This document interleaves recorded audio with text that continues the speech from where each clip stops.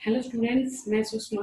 आज हम हिंदी पुस्तक दिगंत के गद्य खंड से नामवर सिंह द्वारा रचित प्रगीत और समाज रचना को हम उसके भाग 4 को पढ़ेंगे।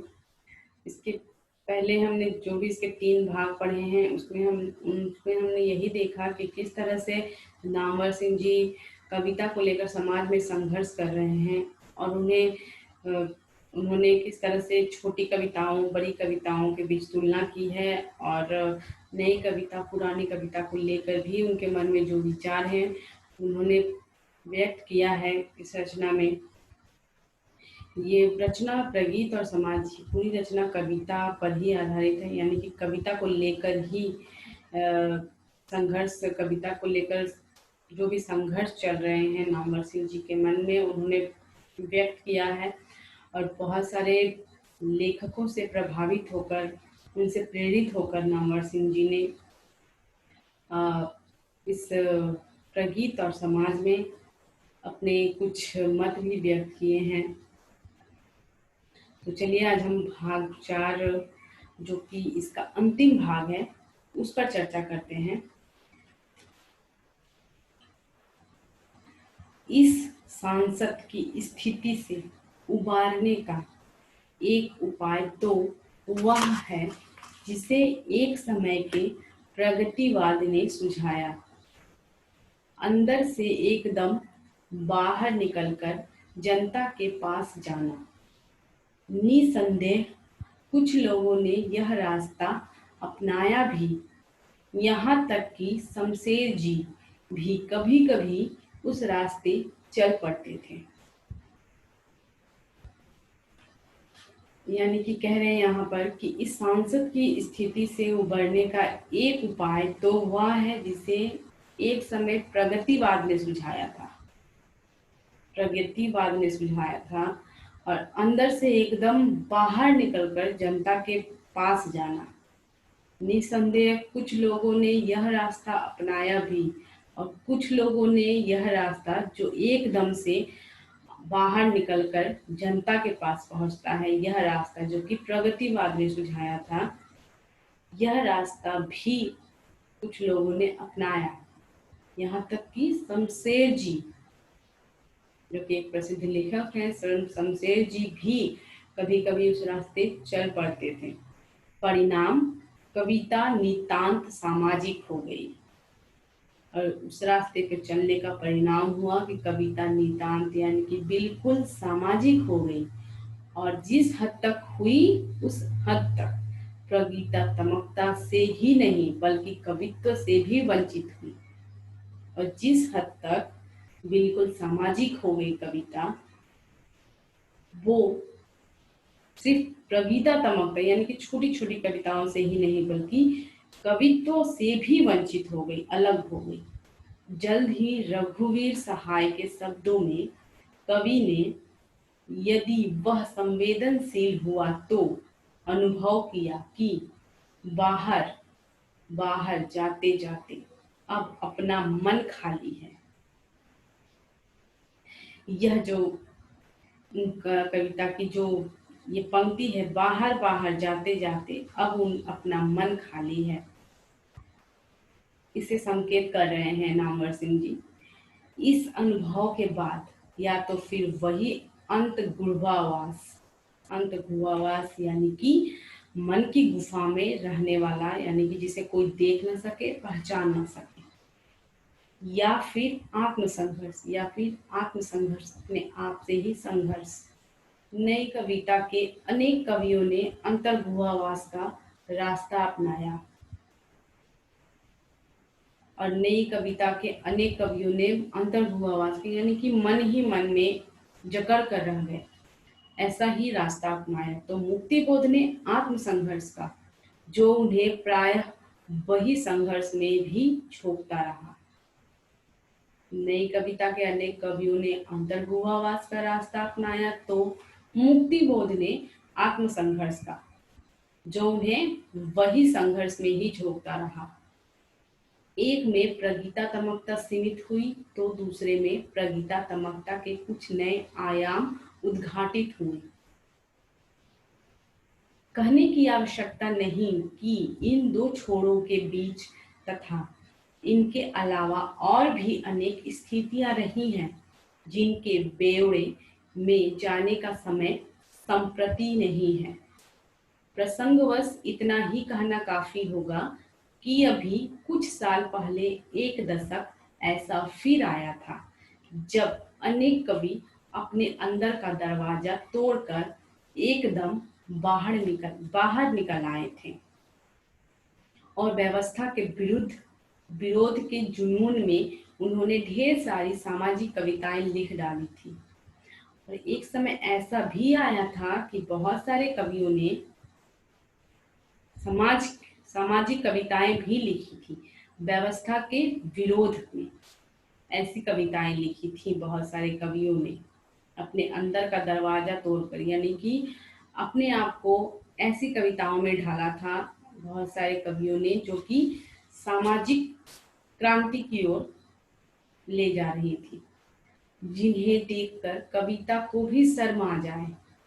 गनीमत है कि वह दौर जल्द ही खत्म हो गया। यहाँ पर कह रहे हैं कि गनीमत है, यानी कि बहुत अच्छा है कि वह दौर जल्दी खत्म हो गया। जहाँ की वो दौर की बात कर रहे हैं जहाँ पर व्यवस्था के विरोध के जुनून में बहुत सारी सामाजिक कविताएं लिखी गई थी। पिछले 5 वर्षों में हिंदी कविता के वातावरण में फिर कुछ परिवर्तन के लक्षण दिखाई पड़ रहे हैं। कह रहे हैं कि पिछले 5 वर्षों में हिंदी कविता के वातावरण में बहुत सारे परिवर्तन के लक्षण दिखाई पड़ रहे हैं। यह परिवर्तन न बहुत बड़ा है न क्रांतिकारी ही, लेकिन कविता की पुनः प्रतिष्ठा, प्रत्यभिज्ञान अथवा प्रत्यास्विष्ट जैसा कुछ अवश्य है।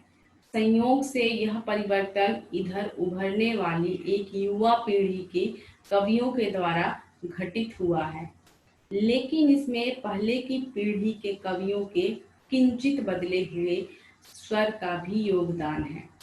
अभी जो दशक आया है, बोलते हैं कविता की पुनः प्रतिष्ठा, प्रत्यभिज्ञान अथवा प्रत्याश्रित जैसा कुछ अवश्य है। संयोग से यह परिवर्तन जो हो रहा है यह युवा पीढ़ी के कवियों द्वारा घटित हो रहा है, लेकिन इसमें पहले की पीढ़ी के कवियों का भी कुछ योगदान है।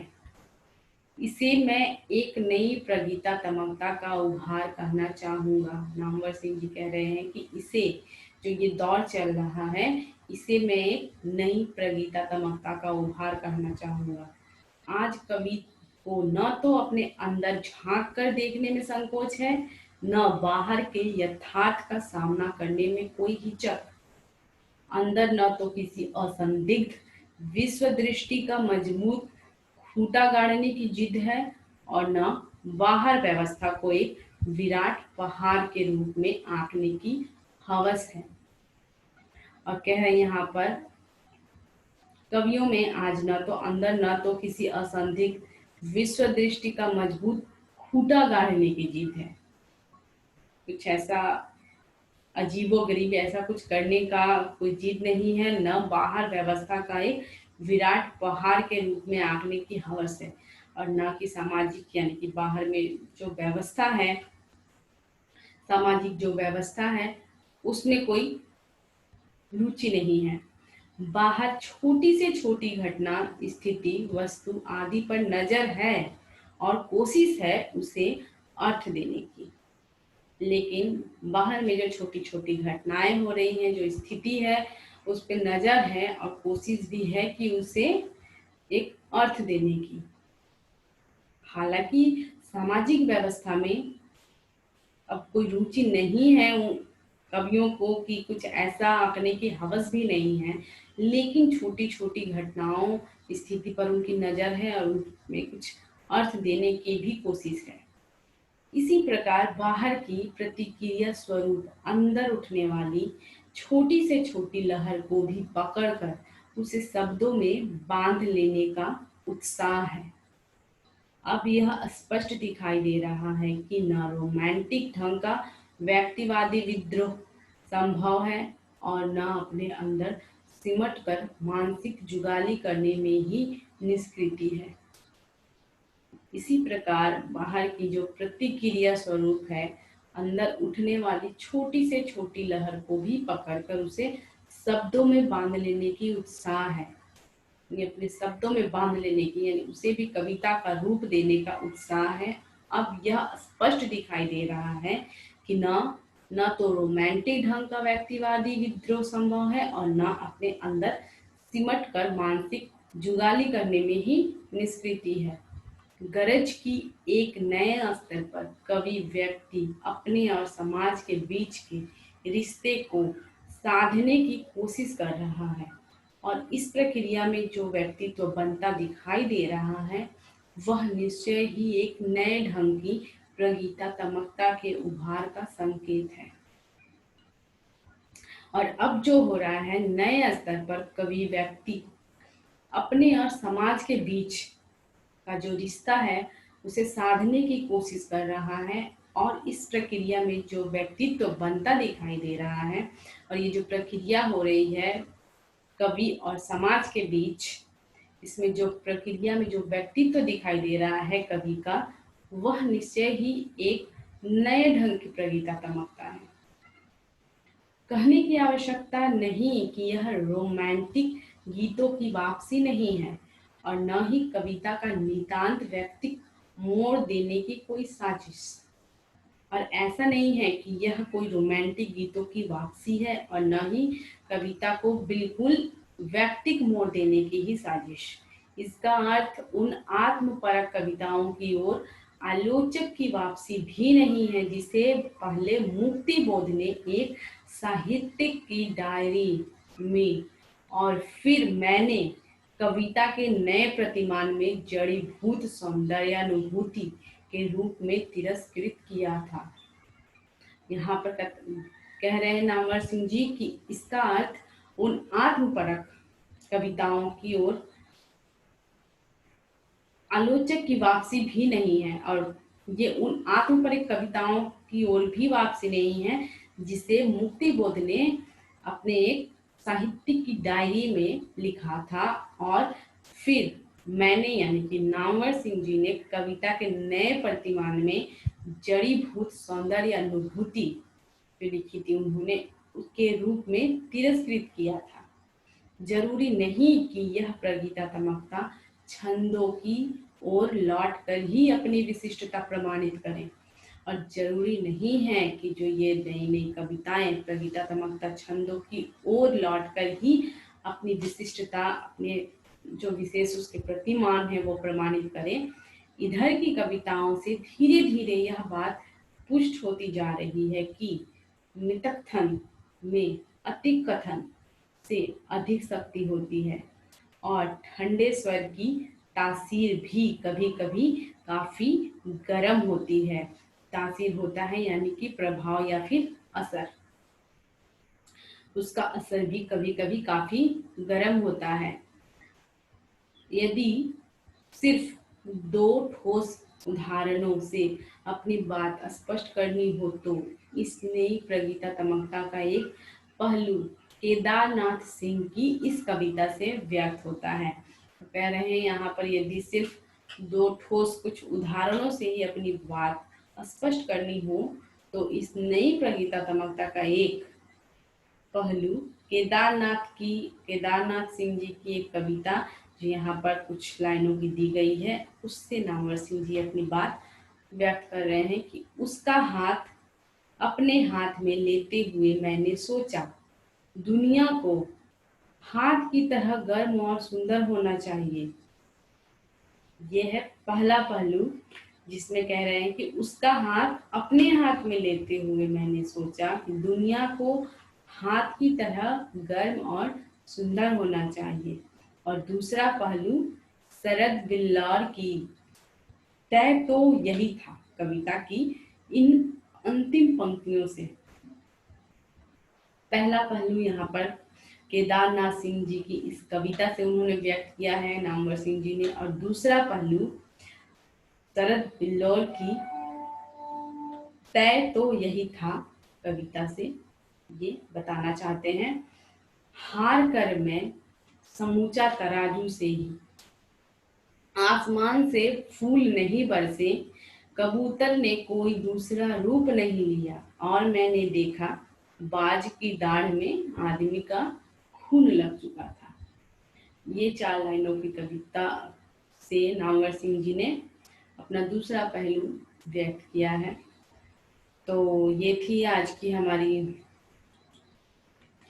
प्रगीत और समाज से समाज का चौथा भाग, जो कि समाप्त होता है आज। प्रगीत और समाज पाठ का पूरा आज जो भी भाग का समाप्त हुआ। अब इसका जो भी प्रश्न उत्तर बनता है वो हम अगले वीडियो में लेकर आएंगे। और आज हमने जो भी पढ़ा प्रगीत और समाज को लेकर, कविता को लेकर इस तरह से संघर्ष भी हुए थे हमारे समाज में, ये हमें देखने को मिलता है।